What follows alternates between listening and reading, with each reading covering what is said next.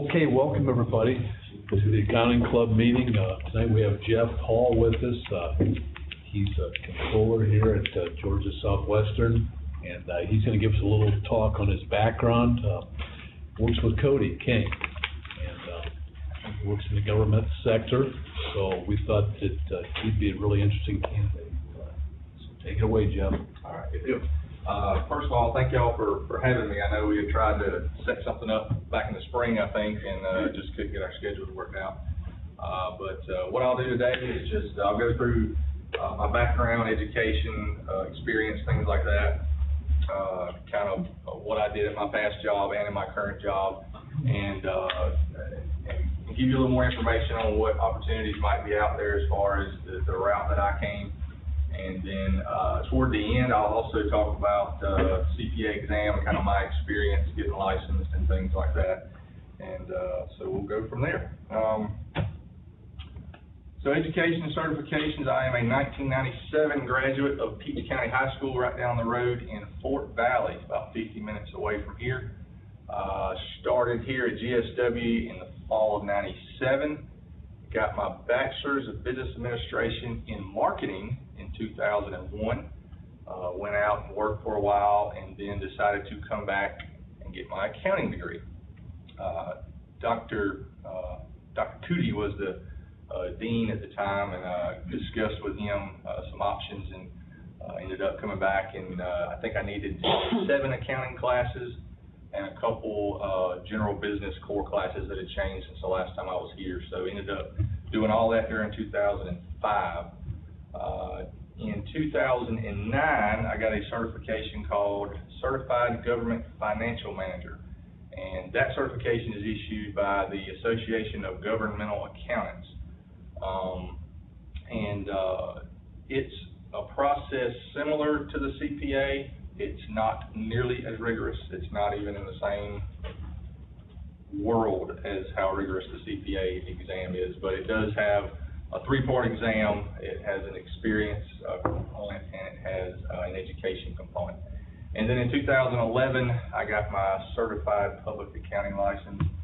And again, later on, I will go through kind of the lessons I learned in that process. Moving on, career. When I got my marketing degree in 2001, I was already working at Hibbett Sporting Goods here in Americus. I started there in 2000 as a part-time. I ended up working my way up to the assistant manager position. And then a few months after I got my degree, an opportunity presented itself to where I could have my own store down in Lake City, Florida. So I moved down there for a couple years and was able to get back up into Georgia when a new store opened in Albany. So moved back up, got that store started, and ended up coming full circle back to Americus in late 2004. And at that time is when I decided that I wanted to go back and get my accounting degree. So all during 2005, while being married with a full-time job, working 50 hours a week, I finished my, and a child on the way, I finished my accounting degree here at GSW. And by the way, if anybody has any questions at any time, let me know. So in January of '06, my accounting career of audits and accounts in the education division in the Leesburg office. And I'll go into more detail about the Department of Audits here in a bit. But the education audit division is one of a few different divisions in the Department of Audits, and the Leesburg office is one of 9 regional offices around the state.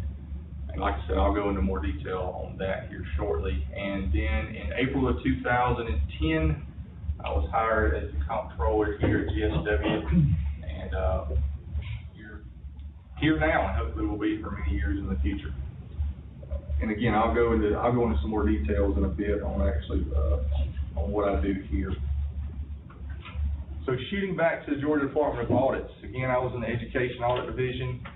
So what this division does, it conducts audit work and reviews at state colleges and universities, technical colleges, and local education agencies. So right here in Sumter County, we have 3 different places that are audited by the Georgia Department of Audits. Obviously GSW here, South Georgia Technical College, which I did a lot of work on when I was at the Department of Audits, and also Sumter County Board of Education.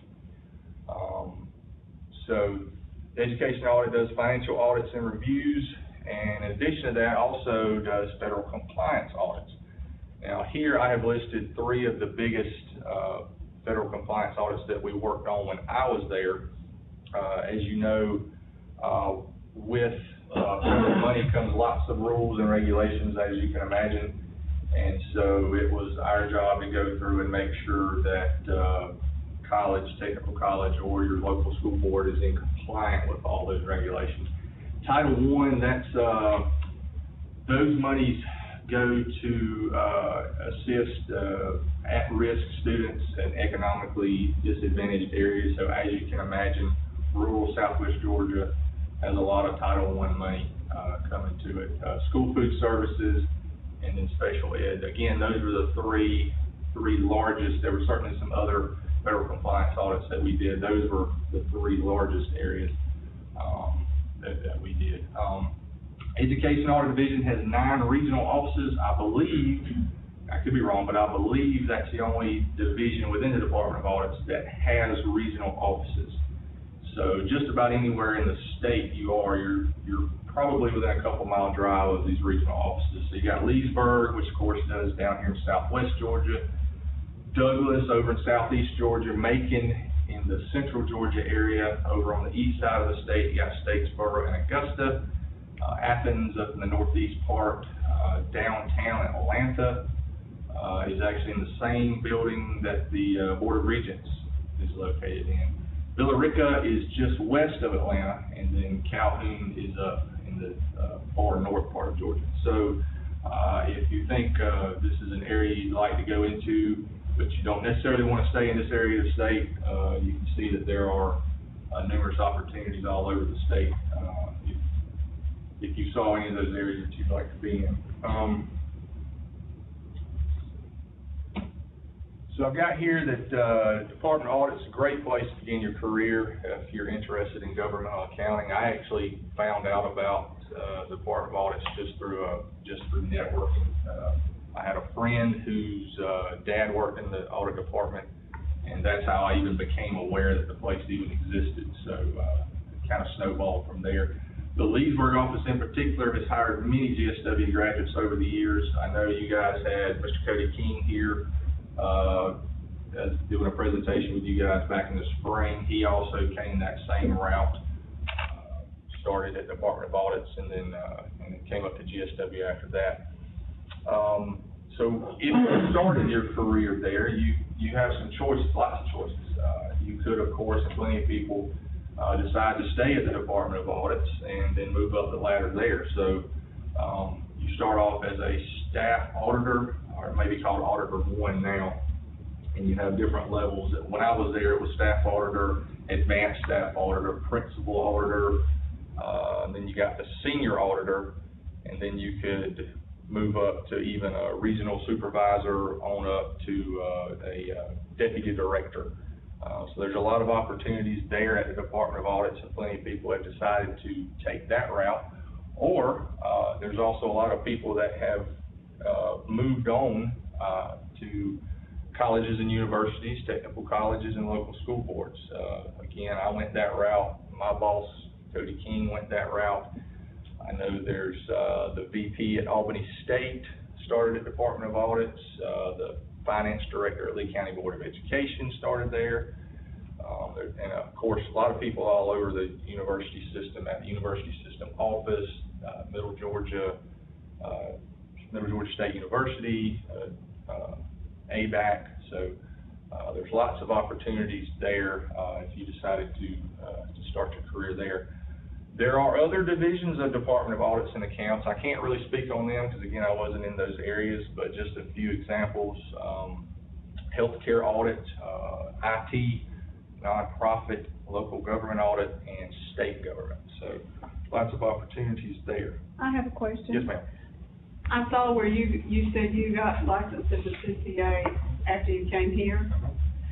Are many of the personnel at the Georgia Department of Audit CPAs?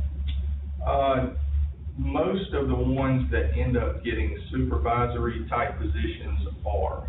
And I don't know what they're doing. I've been gone from there for 6.5 years now, but when I was there was a financial incentive to get certain licenses. That's where I was headed, get encouragement, and right. you do. Because there was a time, 07, 08, whenever it was, that the money really clamped down at the state and raises weren't coming along. That was kind of a way you could get a little bump in pay if you got these certifications. So there was and I don't remember what it was, but there was a certain dollar amount that you could get added to your salary by getting these certifications. But I would say most of the folks that are supervisor level and above do have the CPA. I would say for those below that level, it's probably half and half, I would guess. So this staff auditor, that's the entry-level position there at the Georgia Department of Audits, and I'll just kind of go through some kind of general things that you would do as a staff auditor. One, did a lot of work on cash and investments. That's pretty straightforward. You're looking at bank reconciliations, making sure that they are performed in a timely manner, that they are reviewed and approved by someone other than the person that's compiling them, and of course making sure that they reconcile back to the general ledger and to the financial statements. I did a lot of work on capital assets, reconciling listings to the general ledger.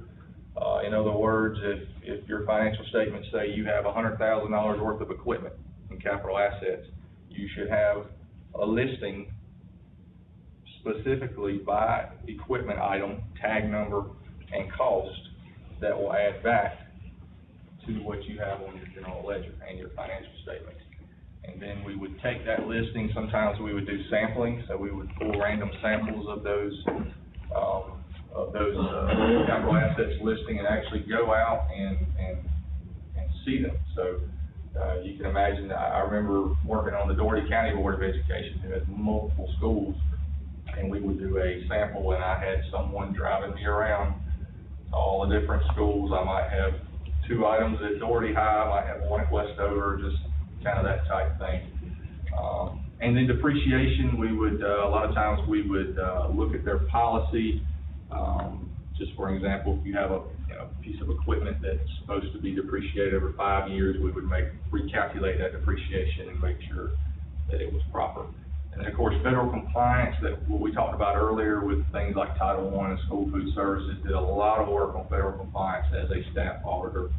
And then as experience is gained, you'll move into other areas, more complicated areas. One story I like to tell is I had only been at the Department of Audits for about 6 months, and we were working on some preliminary work for a library. At the time, we did audits on libraries.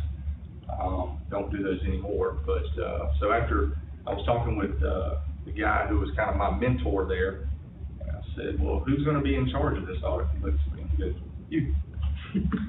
I had been there 6 months at the time, so that was an eye-opener, but it was a good experience. So as you do some of these areas, you will be trusted to then move and do some more complicated areas. All right, so Comptroller, this is my position now. Again, where I've been here for about 6.5 years now. I have a lot of different various duties. No 2 days are the same, but I will go through just kind of hit some areas that I do.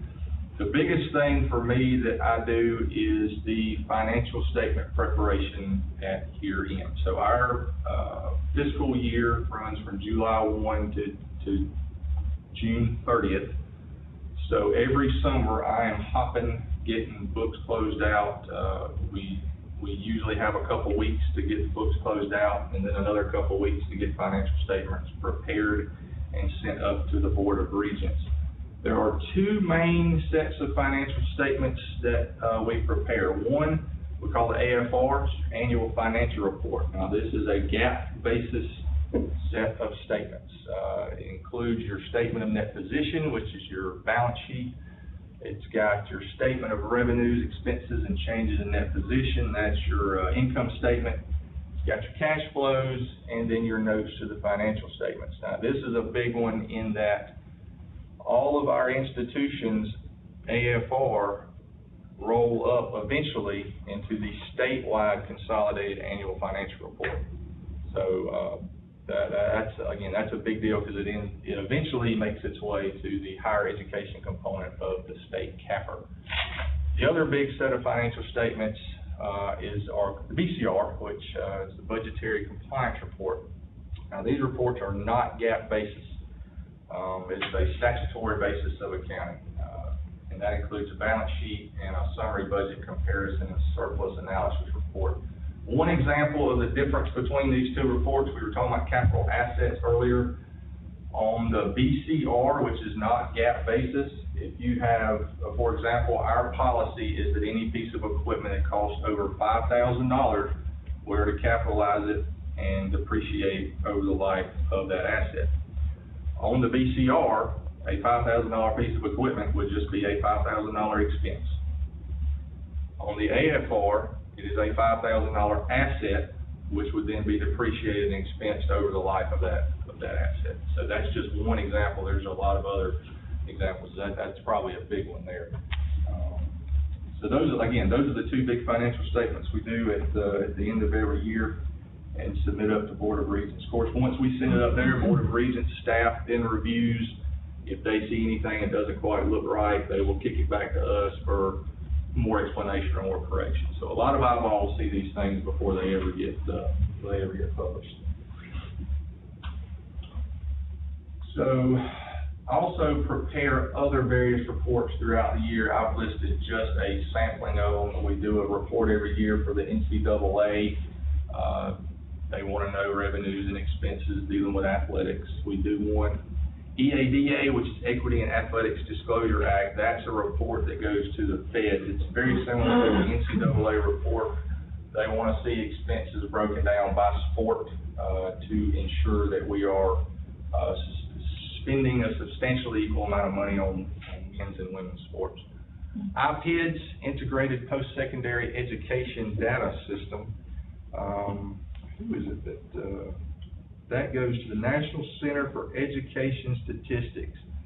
Now, my area of finance is just a small part of that. Basically, what I do is take the information that we compiled in the other reports and plug it in here.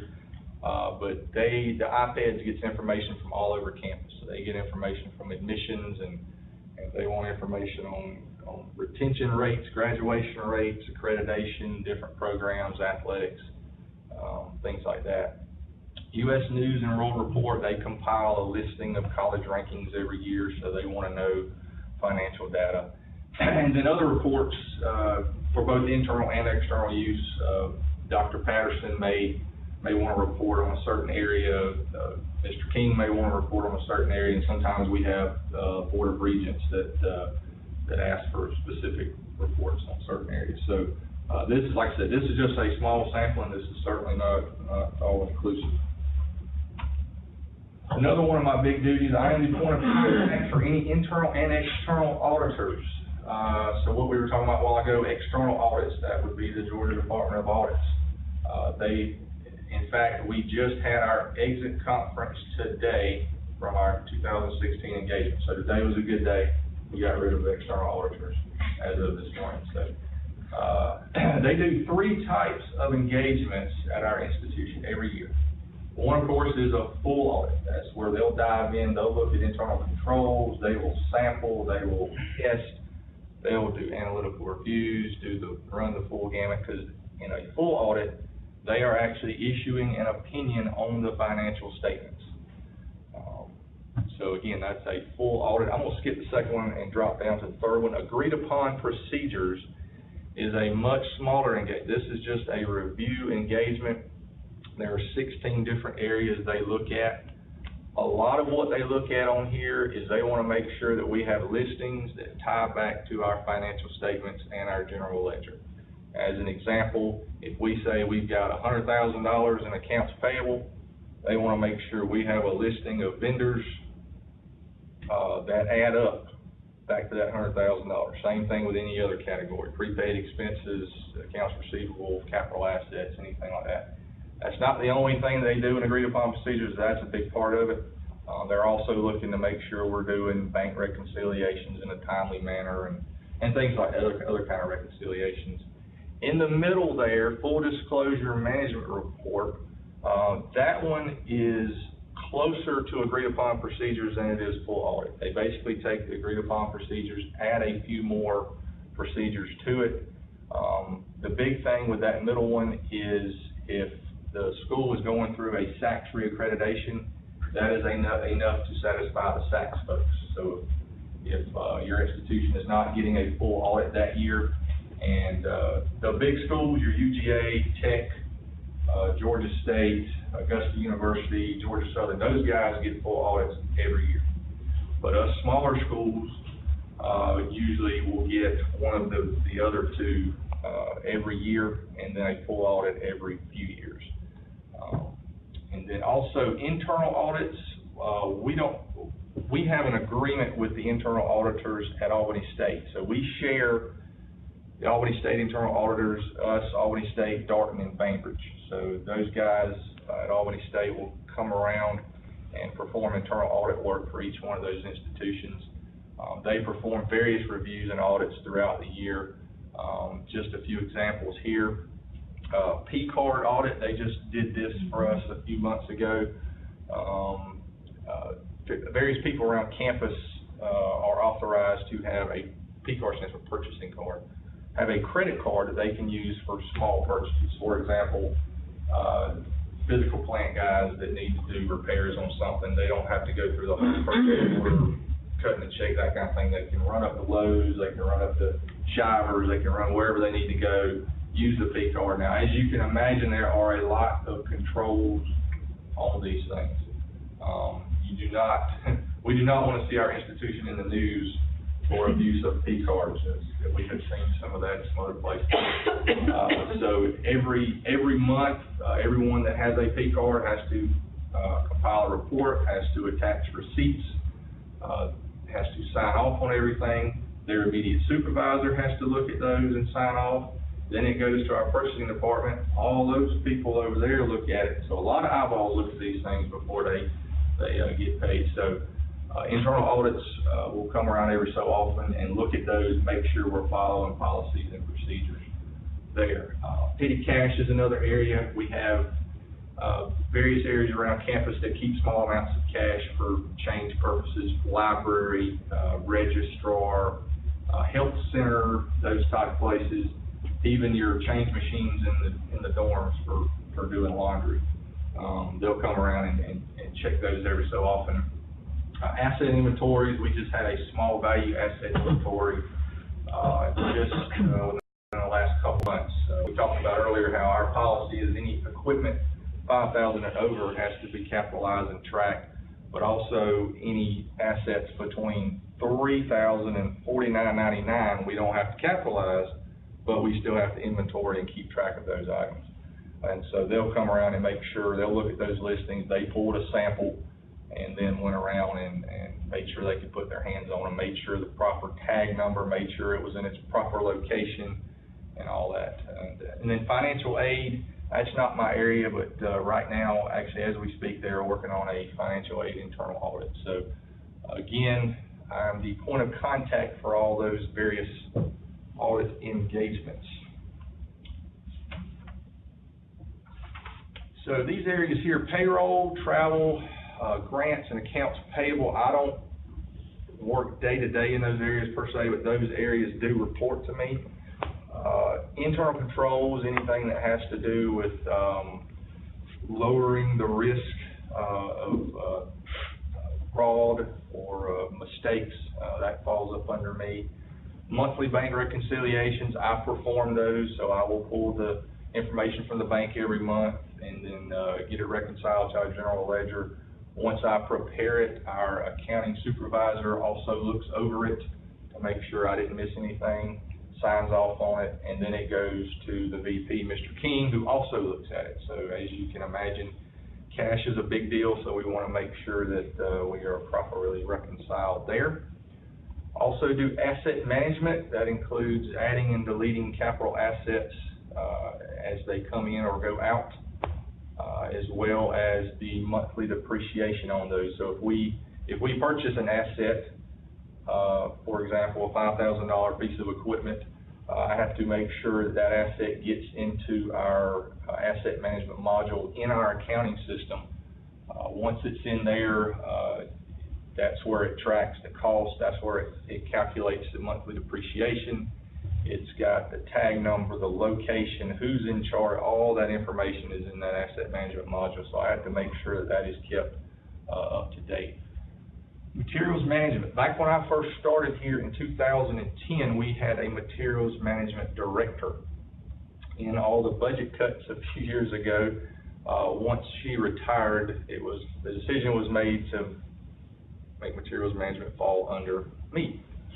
So materials management, it consists of, we got 2 full-time employees down there. We have some student workers that help us out throughout the year. And then during the busy part of summer when we're doing inventories and things like that, we also try to have a part-time person helping us out. Basically anything that is received at the school, UPS, FedEx, will go there first. They will receive it again, sign off on it, tag it if it's an asset that needs tagging, anything like that. And then they will get it delivered to wherever it needs to go, whether it's nursing, school, education, business, wherever it needs to go. Also, central supplies located down there. That's where we order for the entire campus, all of our paper, pens, ink cartridges, anything you can think of as office supplies stored down there. And then each department on campus can then order those supplies from that area and then get billed for it. Also, capital assets inventory. So our warehouse supervisor goes out every year and make sure that we have properly inventoried our capital assets. That is also where surplus goes, which is any equipment that we're not using anymore. We can't just chunk it. There is a state process in place through the Department of Administrative Services where it has to be written up, sent down to a materials management area. Our warehouse supervisor will take pictures, will document the condition of the item and everything like that, and then we'll send it on to DOAS for their approval. They'll let us know. Sometimes they sell it. They even sell stuff on eBay, believe it or not. Sometimes if it's old computers that are no good, they'll scrap it. There's a company that comes around and collects those and disposes of them properly. So, and then also fleet management. We have a fleet of 32 vehicles here on campus. And so all of that also falls under me. If there's any large repairs that need to be done other than general maintenance, I'll get a call wanting to approve it, things like that. So that falls up under materials management. Also, we were talking about cash earlier. I approve or initiate ACHs or wire transfers. As you can imagine, this is a big deal. Sometimes electronically, people that have approved it within the system. So either I will initiate it, someone else will approve it, or vice versa. Also verify inventory counts. We keep inventory obviously at our bookstore, the central supply that we were just talking about, and then our golf course, a few items in the pro shop. Not many things, some hats, some shirts, golf balls, things like that. So they will count their inventory, let me know when it's done, and I will go over and sample a few just to verify those inventory counts. And then also I assist budget managers in running their budget reports and troubleshooting. Sometimes it's, I'll get an email or a call that they tried to run a budget report and they're not getting any results, or they're not getting what they thought they should get. And we'll kind of walk through and figure out the situation. A lot of times it's just the parameters weren't put in correctly, or a button wasn't ticked, something like that. And then also, if a budget manager checks their budget and sees an expense that they don't know what it is, or they didn't approve it, they'll give us a call and we'll research it. Sometimes things get charged to the wrong budget. We'll make sure we get those things corrected. So that's a few of the things I do. Certainly not all inclusive. Like I said, there are really no 2 days that are alike. So next thing, I will talk about CPA process. and then give you a little advice based on my experience with it. So to get your CPA license, you have to have 3 components: education, experience, and the exam. So 3 E's. Education minimum of a bachelor's degree, 150 semester hours. Make note of that because most of your bachelor's degree, 120 hours. So most of the time you will need to go on and get that MBA or MAC or something like that in order to satisfy those 150 semester hours. 30 of those semester hours have to be in accounting above the introductory level. Let me stress those last 3 words, above introductory level. I learned this the hard way. I had passed the CPA exam, so fired up, ready to get my license, compiled all my stuff, sent it in with the fees and everything. I get a letter back saying you are 6 hours short of the accounting classes. They do not count principles 1 and 2. Because those are considered introductory or elementary level. So after doing all the weeping and gnashing of teeth for passing the CPA exam, I then had to come back and take a couple classes so that I could get my CPA license. So make note of that. You have to have an experience component, which is 1 year of public accounting experience or a year in business, industry, government, or college teaching above the introductory level.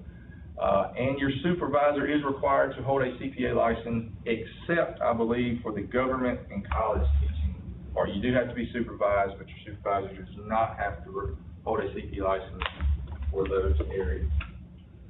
Your exam, in order to sit for the exam, you must, at a minimum, have your bachelor's degree and 20 of your semester hours in accounting above the introductory level. So you can sit for the exam before you've gotten your full 30 hours if you so choose. There are 4 parts to the CPA exam. You must score 75 or higher to pass each section. You can take these one at a time. Now, I believe back in the day, from what I've heard, you had to take them all 4 at one time. Is that correct? Yeah. Yes. I don't want anything to do with that. So your 4 parts are auditing and attestation, business environment concepts, financial accounting and reporting, which to me was the biggest section because there's so much material that is covered. I mean, that's all your gap stuff. That's a huge section. And then regulation, which will have your taxes and legal type things. So the tests, they're computer based. They're a combination of multiple choice questions, but there are also some task based simulations on there. So it is not all multiple choice questions. And you must pass all 4 sections in an 18-month window. So once you pass that first section, your clock is ticking, and you've got 18 months to pass the other 3. So make sure you plan that out, that once you buckle down to take this thing, that you're in it for the long haul. You don't want to take a section or 2 and then take a 2-year break and come back. You have to take those 2 sections again. So this is just some advice based on my experience. Your knowledge may vary, but I would say take the exam as soon as you can after meeting the minimum requirements to sit. I had a 4-year break between my accounting degree and when I actually decided to take the exam. So it was a lot of relearning involved there in that 4-year period. I would say to take the most difficult section first. Again, that 18-month clock starts ticking right after you pass that first section. So just my advice, you would want to go ahead, I would think you'd want to go ahead and try to knock out that most difficult one, and then work your way down from there. And I'll also say this, the final section I took was BEC, Business Environment Concepts, which is your general. That's widely regarded as the easiest one to pass. Well, I almost took it a little too lightly. I ended up passing it, but it was the lowest score that I got. So don't take any section of this thing lightly, as they are all monsters. Utilize a CPA review course. I've listed just a few here: Becker, Roger, Wiley, Yeager. I actually used Yeager, which is it's not very well known, or at least it wasn't at the time. And honestly, the reason I picked Yeager is because it was the cheapest of the options. But it had what I needed. It had videos, instructors would go through and explain concepts. I would take crazy notes just like I was sitting in the classroom. They would then assign you sample questions. You would hit pause, work the questions, hit play. They would work through the problem. So it was very helpful to me. Again, I can't really speak to the other ones. I'm sure they're great as well. That's the one that I used. I would say take as many practice consistent of both multiple choice questions and simulations.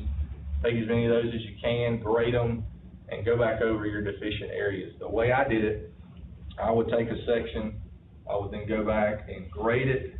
I would make notes of what areas that I wasn't doing well in. I would go back, look at my notes, study again, watch the videos if I needed to, and would come back and retest myself just on those areas that I did not do well in. It worked for me. And then at the bottom, study, study, study. There's really no secret there. Once you decide to try to tackle this thing, you're just going to have to buckle down and set aside a lot of time to do it. When I did it, I did it with a full-time job and 2 kids and all that. It was a beast, but very fulfilling once you get that piece of paper. This is just some general advice. Work hard. There is no substitute for hard work. But make sure you have a good work-home balance. There is a time to buckle down and get your work done. There is also a time to have some time for your friends and yourself and your family and things like that. Network. Make sure this group right here, Accounting Club, is a good start. Make sure you get out and meet as many people as you can. You never know when you meet somebody that might open up a door. I can tell you, like I said, Department of Audits, I never even knew it existed until I was having a casual conversation with one of my college buddies whose dad had worked for the Department of Audits. So you never know. Get out of your comfort zone. Don't be scared to take on tasks that scare you. I can tell you, standing up here talking to you, this is way out of my comfort zone. So don't be scared to get out of your comfort zone. Learn from your mistakes. Mistakes are not necessarily a bad thing. That's how we learn. As long as we take the positives from those and learn from them. And then have a positive attitude, because there's going to be things in life and in this profession, and really anything you do that's going to knock you around, especially if you decide to go to try for the CPA license and things like that. Keep a positive attitude, try to find the silver lining in things, and that'll help you out in whatever area you decide to go in. That's all I got. Questions, comments? Yes. Did you pass your CPA the first time you took it? I did. You did? I did. You're the first person who told me that. Now, if I had to do it back in the day, I don't think I could have sat down. I honestly, when they tell me they had to sit down with, and anybody could tell us better, I've heard the horror stories of folks having to go and sit down and take all 4 sections at one time, and I can't even wrap my brain around that. It was hard enough going one section at a time for me. But yeah, I did. Like I said, I almost took BEC too lightly because I had passed the other 3 and thought I was in the clear, but I still ended up scraping by on it. That's the question. Yeah. Is there a difference between a controller and a comptroller? Because I know my job. Absolutely not. It's Not that I know of. It's not different. I know all around the university system, some colleges are calling them comptrollers, some call them controllers, some call them associate VP of business and finance. It's all basically. Okay, I was just not sure. Yeah. I wondered that too when I first started. I was like, is there any difference? There's no difference that I know of. When you were working for the State Department of Audits, was most of your travel day travel that you drove 50 miles away and worked, or did you do a lot of overnight travel? Or most of it was day. There were times, let's say, if we had to go down to like a Bainbridge that far down, where we would stay overnight. I'm trying to think of anywhere else we stayed overnight. We did have to go up. One year we had to do something north of Columbus. I want to say LaGrange or somewhere up there. We had to go for some odd reason. That was an overnight trip. But but most everything was just, we could do a lot of things. We would go do the entrance conference with the entity. We would have already sent them a list of things to get us. If they could send it electronically, we'd get it electronically. If we couldn't, they would have boxes ready for us. We'd take it back, go through, and then we usually, depending on the engagement, we would go back and, you know, spend 2 to 3 days, whatever. But again, most of the places that we did were just day trips, to shoot down for a day and come back, so, which is very nice, especially when I started at Department of Audits. We had our first child 3 weeks after I started there, so it was a big deal being able to actually be at home. But I have heard back before, you know, all the electronic age. It was different. It was a lot different, that they would have to go and they would buckle down for weeks at a time on site, especially before they started the regional offices. Back used to, everything was based out of Atlanta there, and so you just imagine you're living in Atlanta and you've got to go down to Southwest Georgia to do an audit at some rural school board, and you're there for at a time. If you're working on an audit and things don't go well, you find problems, I don't mean necessarily fraud or really malfeasance or anything like that, but if you just find kind of sloppy records, how long does it take usually for that process to get worked through to satisfaction? Meaning how long for the institution? Or for the institution to get their records cleaned up? And it depends on how seriously they take it, I guess. Most places, I will say this, that a lot of these very small school boards in Southwest Georgia, the folks that are doing their books are pretty overwhelmed. And I do know that a lot of those folks in the last few years have gotten some consultants to come in and help them out, especially with the financial statement preparation and things like that. So I think that was actually not too long after I started here. I did a consulting thing with Sumter County Board where I did their financial statements for them 1 year. Then they ended up getting a consultant that helped them out with a lot more than that. That was included in it. But I do know there were some folks that left the audit department that then went, you know, kind of either went to an institution or whatever that would get those folks to then come prepare their statements and things like that. when you made your comment that, you know, you don't want to be in the newspaper when you're having these kind of things, I know in the last few years you've seen a lot of things, particularly about financial aid type issues and things like that. What does it take for an institution to really have the wool jerked out from under them? Do they close? I mean, I guess they get a chance to correct and improve and whatever, and before they're out of business. If you've got your name in the paper, it's never good. bad. And most of the time that I've seen, I'm not going to name any schools that's happened with. Most of the time when you see names in the paper, then folks are losing jobs and new people are coming in, and it gets straightened out. I know the U.S. university system takes those things very seriously, and will drop the hammer on a place if it comes out like that. So, USG provides really good oversight to all the institutions and provide a lot of resources.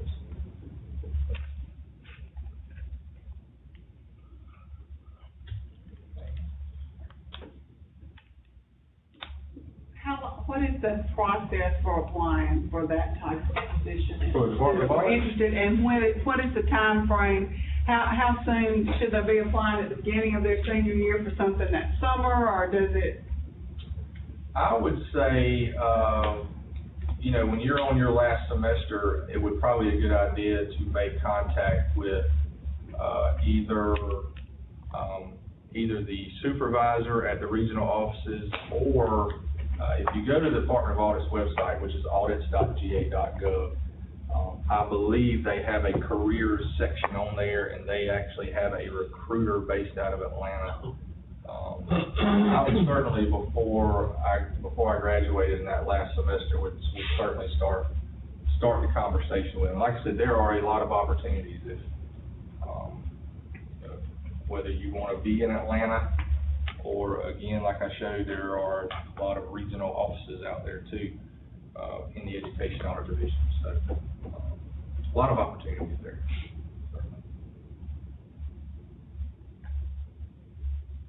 I have a question. Yes. When they come in and they do the SACS accreditation and stuff, do you have a lot that goes with that? I was, my freshman year I was at Mercer, and I was working under the Dean of Students, and they were coming in and doing the SACS accreditation, and we had a lot that was going on in there. I was just curious if it was the same for you. A lot with us was just audit reports, and reviews and things like that. We would have to provide them with the results of any audits, whether external or internal. So the biggest part from a financial point of view, from my point of view, was giving them those audit results. But other than that, you know, it's just, they want to make sure that the institution's financially healthy, which that more goes Mr. King's level, that type thing. But from my point of view, again, just the results of any audits or reviews, whether external or internal, things like that. They want to see all that stuff. Okay. So.